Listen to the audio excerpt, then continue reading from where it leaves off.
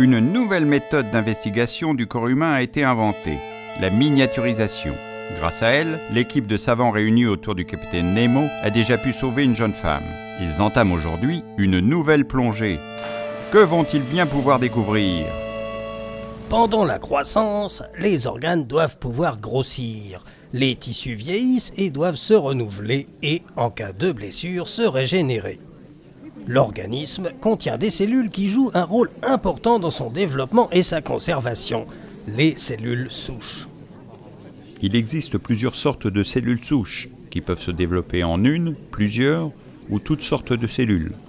En culture, elles peuvent se reproduire pratiquement à l'infini. Depuis longtemps, des cellules souches sont prélevées dans la moelle osseuse de donneurs et dans du son de cordon ombilical de nouveau-nés pour être cultivées et greffées.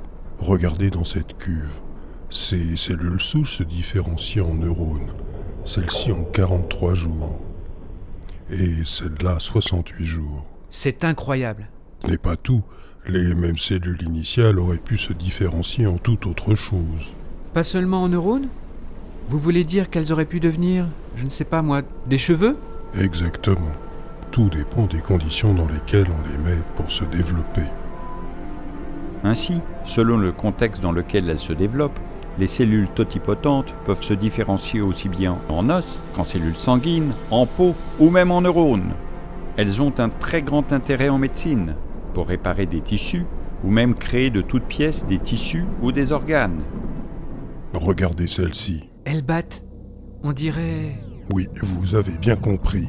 C'est un cœur, ou plus exactement des cellules qui vont former le muscle du cœur, et qui portent déjà sa caractéristique essentielle, le battement. Cela signifie que quelques cellules peuvent finir par former un corps tout entier ? C'est exactement ce qui se passe avec l'embryon, qui finit par former un être humain. Les cellules souches humaines provenant d'embryons ont un grand intérêt scientifique et représentent un espoir médical, mais ne sont pour le moment qu'étudiées, leur utilisation posant des problèmes d'éthique et de sécurité sanitaire. Les cellules utilisées en recherche sont extraites d'embryons surnuméraires lors de fécondation in vitro ou de différents organes des adultes tels que la moelle osseuse, l'os et la graisse. Des expérimentations de clonage à partir de cellules souches de la moelle osseuse devraient permettre à l'avenir de concilier éthique et recherche.